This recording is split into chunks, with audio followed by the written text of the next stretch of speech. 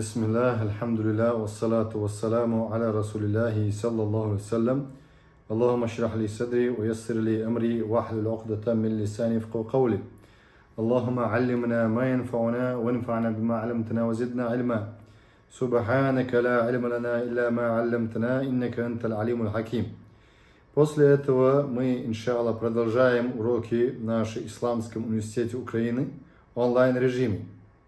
Мы дошли до темы, мы говорили о пренебрежении. Виды порицаемого пренебрежения мы там остановились.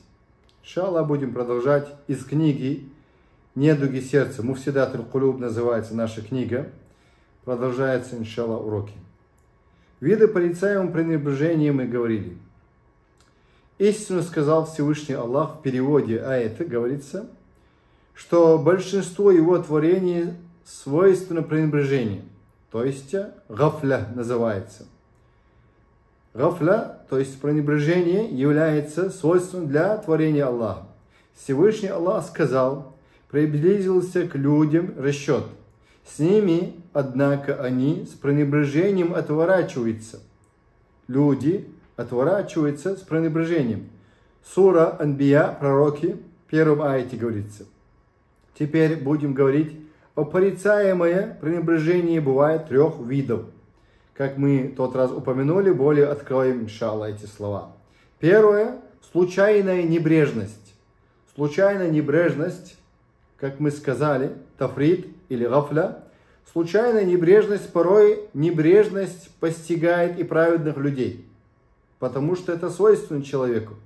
Однако у них она незначительна, мало, и быстро проходит.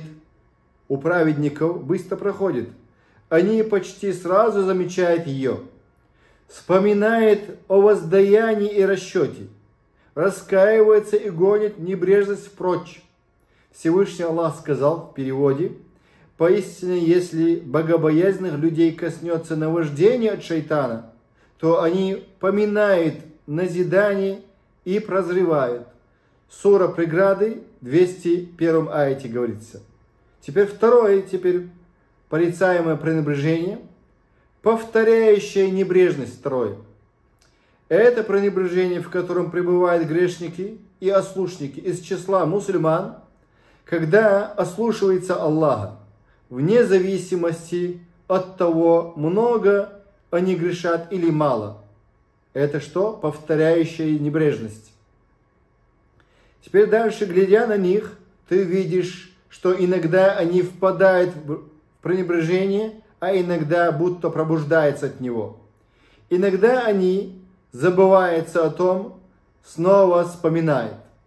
Такие люди нуждаются в напоминании время от времени, дабы они следовали прямым путем. Поэтому мы делаем уроки, хутбаты, намазы, альхамдулиллах, делаем поминание Аллаха. Третье теперь. Полное пренебрежение. Полная беспечность. Гафля, тафрит. Это пренебрежение неверующих, которые совершенно не думают об Аллахе и мире вечном. И живут словно животные, не зная, для чего они были созданы и для чего живут, не знают. Всевышний Аллах сказал в Коране, в смысловом переводе: а неверующие пользуются благами Аллаха и едят, подобно животным, их обителю будет огонь. Сура Мухаммад, 12 аят. Сура Мухаммад, 12 аят. Более того, в своем небрежении они подобны пьяным, которые не понимают, что происходит вокруг них и что им говорят. Всевышний сказал о них в Коране, Сура Аль-Хиджри, 72 аяте: «Клянусь твоей жизнью, они слепо блуждали опьяненные». Как один брат сказал наш: пьяными рождается, пьяными живут и пьяными умирает, и да еще делают сверху поминки. Этих людей можно избавить от их небрежения посредством призыва к исламу, чтобы не было небрежность полная. Это кто сказал? Наш один брат, принявший ислам. Причины пренебрежения теперь. Причины какие? Первое. Стремление к физическому комфорту. Это среди мусульман очень распространяется в последнее время. Те мусульмане, которые стремятся к комфорту и чрезмерным комфортом, мы видели, что они делают. Как они становятся беспечными гафлати. Стремление к физическому комфорту. Многие люди стремятся создавать комфорт для своего тела на протяжении большой части суток и при этом не понимают, что отдохновение, которое они ищут, причина усталости и невозместимых потерь. Истинное отдохновение заключается в том, чтобы утомлять себя посредством достоинств веры и исламской нравственности. В стихотворении, говорит шейх, на арабском пишет, но в переводе: «О утомленно телесно, как стремишься ты к отдыху, ты тело свое утомил и сам оказался в убытке. Возьмись за дух», то есть духовное надо развивать. Дух подними свой, иман, доведи до совершенства его достоинства. Ведь это дух, а не тело делает тебя человеком. Если в человеке есть дух, имеется в виду иман правильный, тогда и человек бывает энергичный, то есть активный, энергичный, потому что иман его заряжает каждый раз. Ведь это дух, а не тело делает тебя человеком. И теперь дальше, второе теперь. Мы говорили причины пренебрежения. Первое сказали, теперь второе. Стремление к удовольствиям жизни ближней. Это одна из причин беспечности, пренебрежения, гафлата. Стремление к удовольствиям жизни ближней. Стремление к наслаждениям и удовольствиям относится к причинам небрежения, из-за которого человек не вспоминает об Аллахе и о мире вечном. Из-за этого стремления он не исполняет свои религиозные обязанности и нарушает запреты Всевышнего. Не сохраняет он из-за беспечности единобожия, не сохраняет он намаз, молитву, ни закат, ни пост, ни хадж и также призыв и другие свои обязанности. В стихотворении говорится, Муфсидатуль Кулуб книги: «День твой, о обольщенный, о плотности да небрежность, утомляешься ради того, отсутствие чего не вынесешь. Жизнью такой живет в этом мире скотина». То есть беспечной бывает только скотина. Будь осторожен, не уподобляйся на них. Аллах говорит о определенных людях, которые уподобляются на них, на скотину. Такой человек стремится к разнообразным удовольствиям и наслаждениям. Без разницы какой нации, будь это арабы или не арабы, турки, кавказцы, какая разница? Тот, кто обеспечен в законах Аллаха, Аллах послал посланников писаниями. Последний пророк, саллаллаху алейхи ва саллям, является пророк Мухаммад. Все люди должны следовать за пророком Мухаммадом, саллаллаху алейхи ва саллям, и джинны. Люди и джинны должны следовать за пророком Мухаммадом. Он послан всем людям и джиннам. До этого посылались пророки, Мухаммад сказал отдельно нациям, местностям, а он послан всем людям и джиннам. Люди должны быть, как говорится, убежденные в этом вопросе, следовать за пророком. А другие беспечные, просто не понимают. Даже признают, что пророк, саллаллаху алейхи ва саллям, истина. Он пришел истиной, и он является истиной. И Аллах его послал истинным. Но однако беспечные. Теперь дальше. Такой человек стремится к разнообразным удовольствиям и наслаждениям, стараясь использовать все, что только сможет, до тех пор, пока сердце его не умрет. При этом он небрежен и не вспоминает об Аллахе и о грядущей встрече с Ним. 50 тысяч лет будет судный день. И что он приготовил для этого дня? Один день будет суд, и он будет длиться 50 тысяч лет. Итак, третье теперь, причина пренебрежения. Потеря ощущения греха. Субханаллах, начинает себя оправдывать. Многие небрежные люди не чувствуют, что грешат. Они не ощущают, что поступают неправильно. Более того, некоторые из них думают, что у них все очень хорошо и благополучно. А потом, когда начинается расчет, им внезапно раскрывается или открывается истина. То есть человек до такой степени думает, что он праведный, что он хороший, его Аллах не спросит, что он должен прямо зайти в рай. До такой степени он беспечный, не понимает знаний, не понимает о путешествии загробной жизни, то есть не понимает, куда он должен идти, не представляет он, какой он длинный путь после смерти. Поэтому мы призываем, мы объясняем, чтобы готовились к этому пути. Пути к кому? Встречи с Аллахом. Если человек желает, ищет, желает, узнает встречу Аллахом, готовится к этой встрече, Аллах тоже желает встречи с таким человеком. А тот, кто отворачивается, беспечный, пренебрежительный встречи с Аллахом, Аллах тоже не желает этого человека видеть. Итак, в стихотворении говорится: клянусь Аллахом, если бы знали люди, то для чего они сотворены, забыли про сон и про небрежность. И если бы увидели сердца их, то для чего они сотворены, пришли бы в миг смятения они. Смерть, а потом могилы после сбор. То есть смерть сначала, а потом могила. После сбор ардуль махшар. Аллах соберет на ардуль махшаре. Земля место сбора. На схеме судного дня у нас есть, мы закинули наш канал.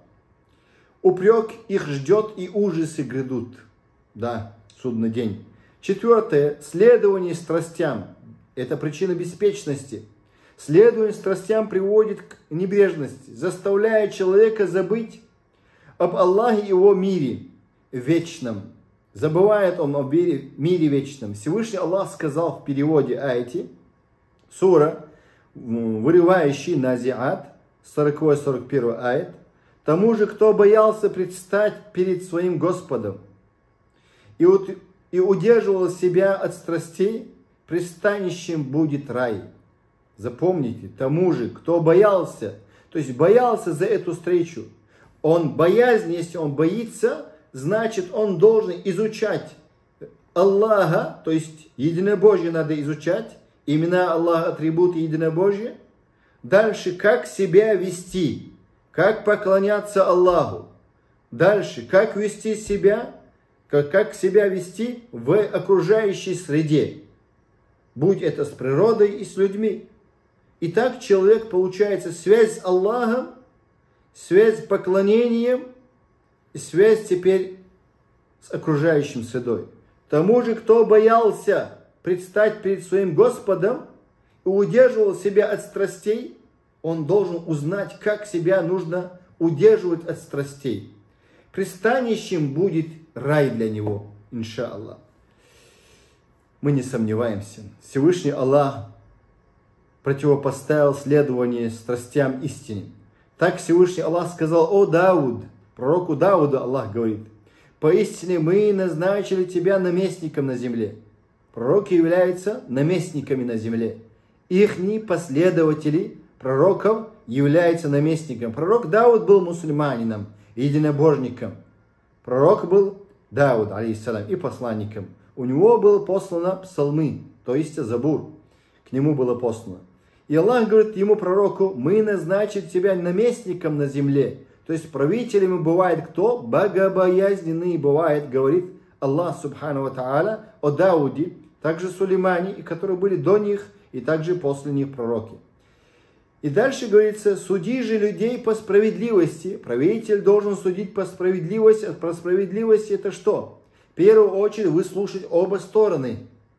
Не судят, не имеют права судить с одной стороной. Не имеют права судить.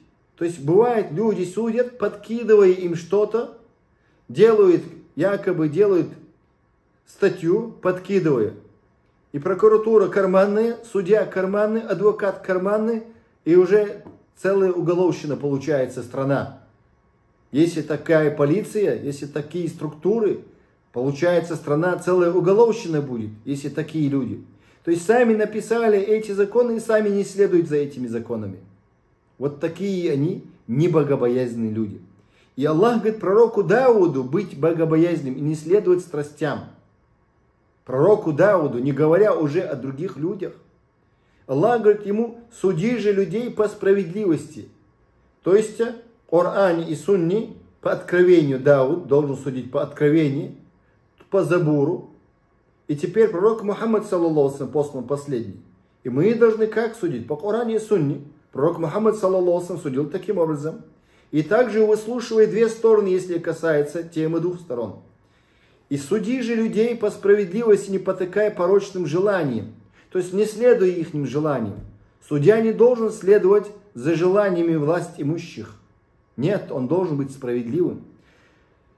И он говорит: Аллах, а не то они сбьют тебя с пути Аллаха. Пророка Дауда даже забьют они с пути верного, пути Аллаха.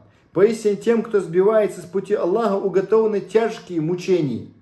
Судьям будут тяжкие мучения, которые не следуют справедливости, не слушают две стороны, не судят по законам Аллаха. Поистине тем, кто сбивается с пути Аллаха, уготованы тяжкие мучения за то, что они предали забвению день расчета. То есть беспечны они были, эти судьи. И Аллах, субхану ва тааля, говорит о Дауде также, то есть Дауда обращается: не будь из тех, будь осторожен. Поистине тем, кто сбивается с пути, предупреждает Дауда Аллах, уготованы тяжкие мучения за то, что они предали забвению день расчета. Алейхиссалату вассалам, Дауд не сбился с пути, как его оклеветали иудеи. Отсюда можно понять, что потакающий своим желанием, это сура Сад, было 26 аяте.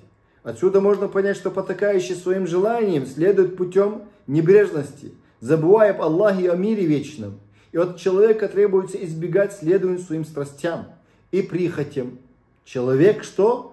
Должен избегать, требуется от него избегать следования своим страстям и прихотям, дабы не оказаться в числе пренебрегающих. Пятое теперь. Труд и добывание хлеба насущего. Пятая причина пренебрежения. Не всяких сомнений человеку велено трудиться. То есть запрещается человеку лежать на диване, тратить свое время перед телевизором, как некоторые любят, и да еще курят. Не всяких сомнений человеку велено трудиться. Да, если поработал, вечером пришел, это уже другое дело. Человеку велено трудиться и вести торговлю, дабы прокормить себя, свою семью и всех тех, кого Аллах повелел ему содержать, своих домочадцев. Если его родители старые, не могут зарабатывать, обеспечивать себя, должен обеспечивать своих родителей также. Однако огромную ошибку совершает тот, кто превращает работу и торговлю в оправдание для пренебрежения и для того, чтобы забывать об Аллахе и о мире вечном. Для таких людей работа становится главной заботой и единственной целью. Валь-аяз билля, повторюсь. Однако огромную ошибку совершает тот, кто превращает работу и торговлю в оправдание для пренебрежения и для того, чтобы забывать об Аллахе и о мире вечном. Для таких людей работа становится главной заботой и единственной целью. А верующие не забывают об Аллахе и мире вечном из-за торговли или работы. Там, где у вас торговля, молитесь там же вместе с джамаатом. Вместе с джамаатом, опять повторяюсь, не отдельно. Дальше. Тут говорится, о верующие не забывают об Аллахе и в мире вечном из-за торговли или работы. Это описание верующих. Верующий не забывает поминать Аллаха в джамаате, даже на торговле. Всевышний Аллах сказал: в домах, которые Аллах дозволил, смысл слов Аллаха, в домах, которые Аллах дозволил воздвигнуть узина, сказано, да? Аяти сурат Нури, 36-37 аятов. Всевышний Аллах сказал: в домах, которые переводим, просто сразу приводим. В домах, которые Аллах дозволил воздвигнуть поминание Его имя. То есть поминается Его имя. Его славят в них по утрам и перед закатом мужи, которых ни торговля, ни продажа не отвлекает от поминания Аллаха. Совершение молитвы и выплата заката. То есть намаз является поминанием Аллаха. Закат, милостыня обязательное, тоже является поминанием Аллаха имуществом. Имуществом. Есть такие люди, думают, намаз сделал, закат не нужно. Валлахи, нужно, обязанность это является из 5 столпов. Они боятся дня. Почему они это делают? потому что они боятся дня судного, когда перевернутся сердца и взоры. Сура Нур, то есть свет, 36-37 аяты.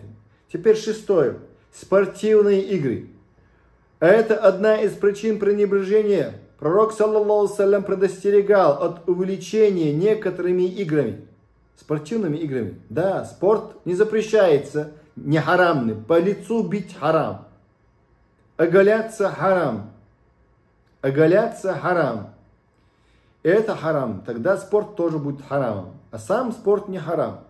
Пророк, саллаллаху салям, предостерегал от увлечения некоторыми играми, которые существовали в его время. И разъяснял, что они относятся к причинам пренебрежения. Ибн Аббас приводит в хадисе Абу Дауда, что пророк, саллаллаху салям, сказал: живущий в пустыне становится грубым, преследующий дичь становится пренебрегающим, беспечным, гафлати, а приходящий к воротам правителя подвергается искушению. Хадис Абу Дауда. Ибн Хаджар объясняет, Ибн Хаджар Аскалани, ученый шафитского мазхаба сам, объясняет этот хадис. Речь идет о том, кто совершает упомянутые действия постоянно, так что это отвлекает его от религии и иных дел. Он попадает под эту статью. Пренебрежение – это опасное дело. Так же, как мы сказали, приходящий к воротам правителя подвергается искушению. И до этого было сказано также, живущий в пустыне становится грубым. Да, это есть. Сердце того, кто увлекается спортом настолько, что начинает отдавать ему все время и силы, становится пренебрегающим гафлати. Они забывают о молитве, поминании Аллаха, покорности Ему, необходимости держаться вместе с общиной, джамаати и так далее. Если преследование дичи во время охоты способно сделать человека пренебрегающим, представляете, охота, если способна сделать человека халяльно, пренебрегающим сделать этого человека, если способна эта охота, при том, что охота приносит пользу телу человека, крепким становится он, если ему когда-нибудь случится сражаться с врагами, такой случай если будет, то что говорить об увлечении компьютерными играми? Компьютерные игры что, тебя готовят, что ли? В наше время компьютерные игры одна из основных причин пренебрежения, поскольку это одно из самых распространенных сегодня развлечений. Игры сегодня придуманы настолько, что их вполне достаточно для того, чтобы сделать пренебрегающим любого увлекающего ими. Из-за компьютерных игр люди теряют очень много времени, проживая впустую немалую часть своей жизни. Компании, выпускающие компьютерные игры, конкурируют друг с другом, стремясь завоевать рынок и имеют как можно больше покупателей. Стараются иметь больше покупателей эти компании. Что же такое компьютерные игры и сколько времени отнимают они у нашей молодежи? Современные компьютерные игры рассчитаны не на час или два. В некоторых играх человек вынужден потратить неделю, а порой и месяц, чтобы дойти до конца. За один раз игроку не закончит игру. Ему приходится играть в нее долго, и только спустя некоторое время ему удается дойти до конца. Некоторые каналы спутникового телевидения воспользовались повальным увлечением людей компьютерными играми. И появились каналы, целиком посвященные компьютерным играм.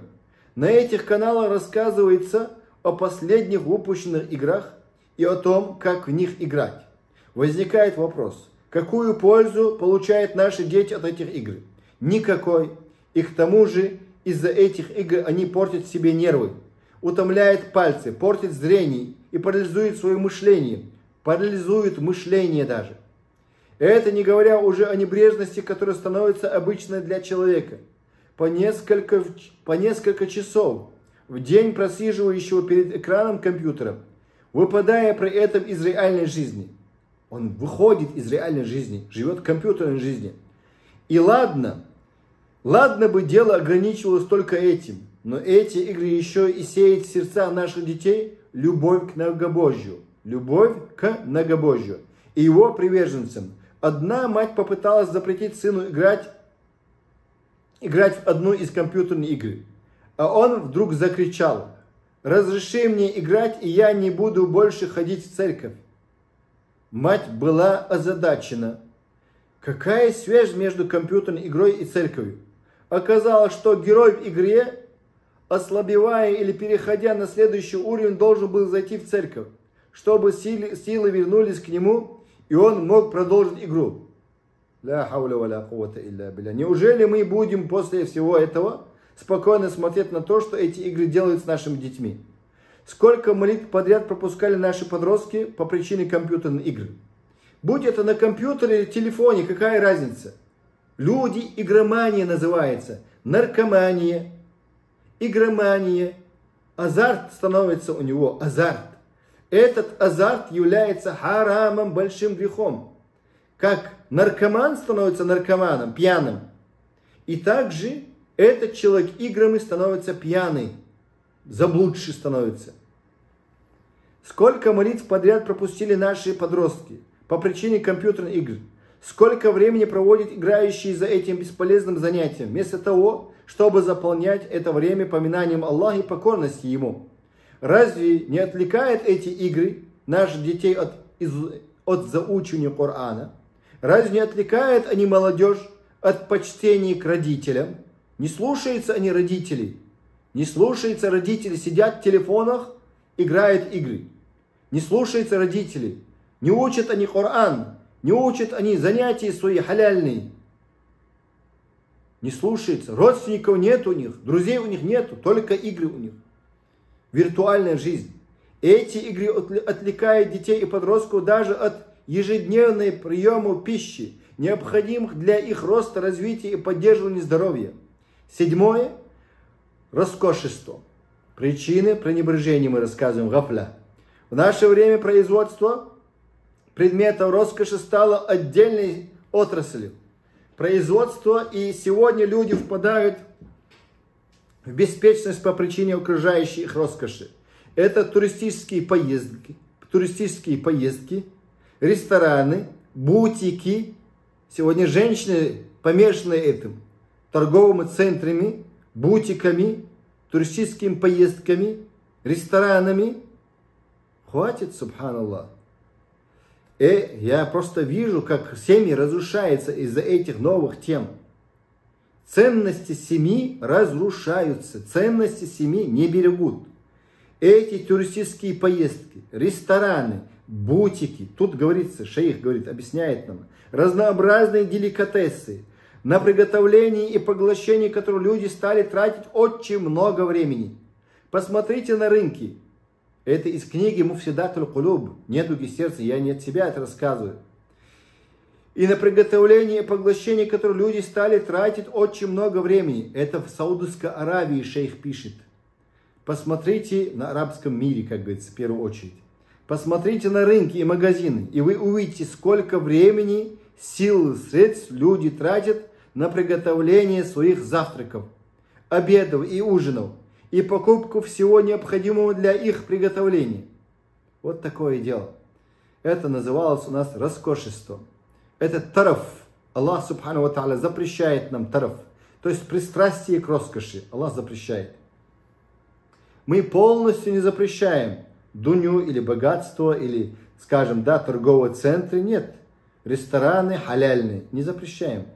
Не запрещаем. Поездку. Алхамдулилля, самый лучший сияха. Это что? Хадж и умра. На пути Аллаха борьба также. Призыв на пути Аллаха. Теперь 8. Чрезмерная привязанность к миру этому. Не приходится сомневаться в том, что к причинам пренебрежения и беспечности относится любовь к этому миру. То есть в беспечности относится любовь к миру этому.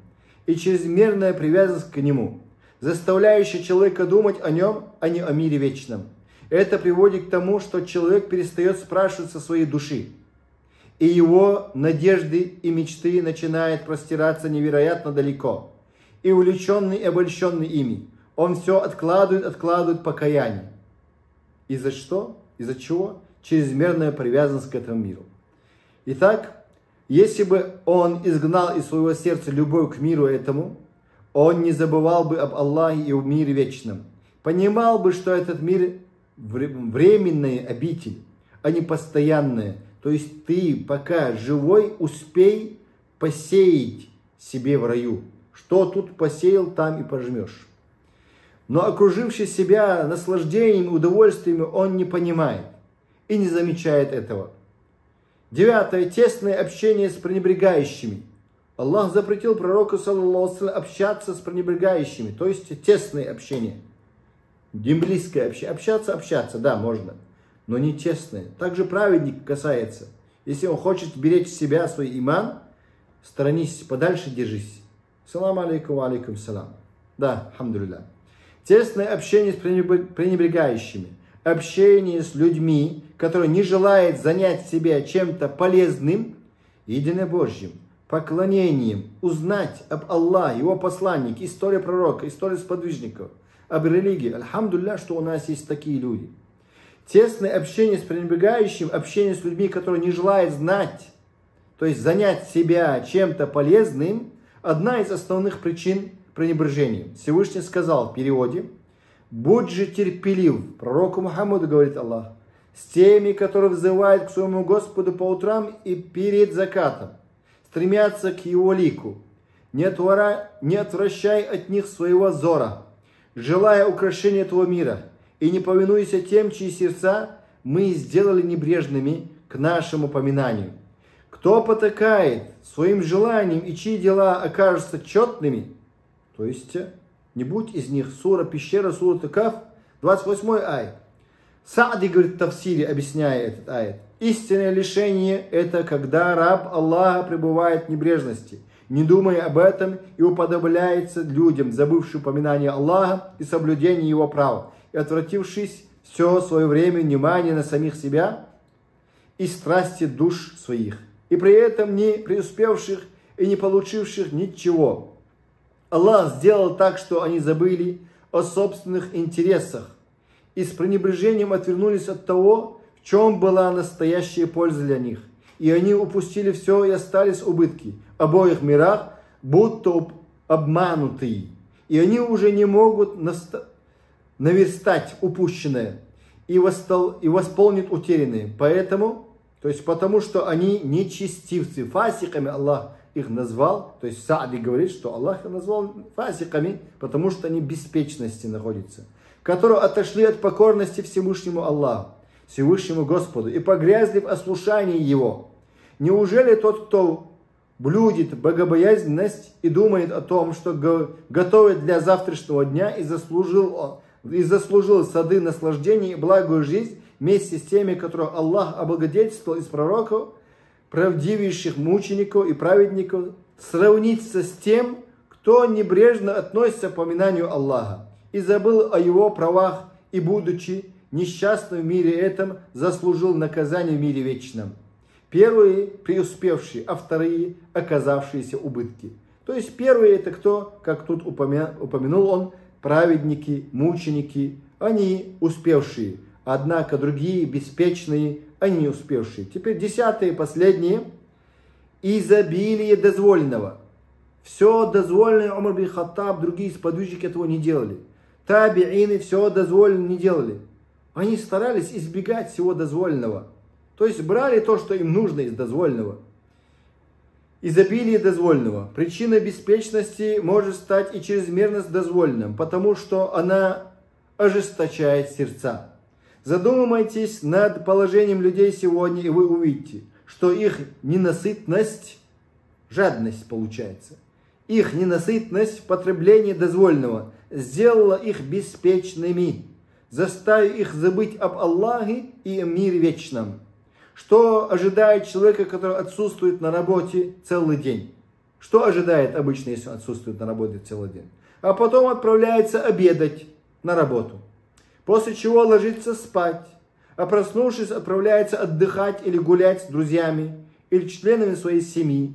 И так проходит весь его день, состоящий из переходов от одного дозволенного к другому. Что это за жизнь тогда? И какие надежды можно возлагать на такого человека с таким распорядком дня? Ничего. Поэтому выходит замуж, или она выходит замуж, или он женится, беспечный. Как в правах Аллаха беспечный, также в правах своей семьи беспечный. Как в права Аллаха и его посланника беспечный, также беспечный в правах своих жен, своих детей, своих окружений. Баракаллаху фикум, на этом остановимся. Следующий урок, иншаллах, пример того, к чему люди относятся небрежно и беспечно. Иншаллах, будем рассказывать. Если есть вопрос, спрашивайте.